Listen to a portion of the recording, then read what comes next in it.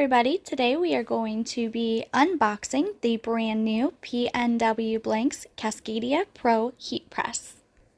So this press is a beast. You want to make sure to have some help when opening it, and it's best to open it from the bottom.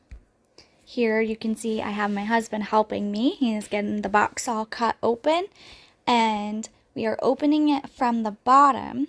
That way you can just lift the box right up off the top.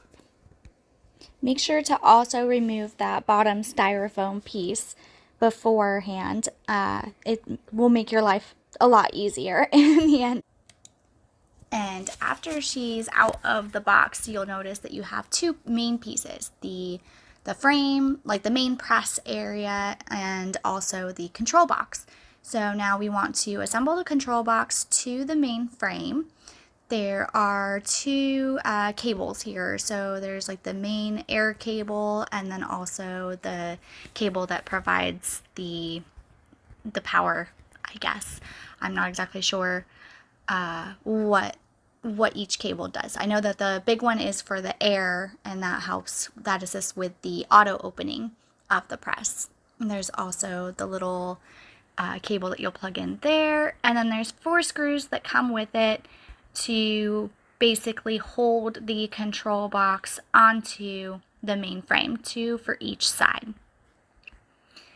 So if you haven't read the specs of this press, it is a 16-inch by 20-inch it's an auto open, but you can also switch between auto opening and manual opening function, which makes it really nice to be able to do a wide variety of pressing. Basically, you can press everything with this press, and the large wide format really helps you to press those larger materials that you might want to customize.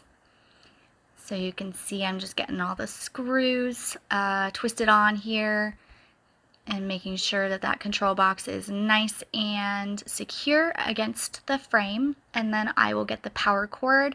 It's very important that you have a 20 amp plug. And then all that's left is set the time, set the temp, and you are all set.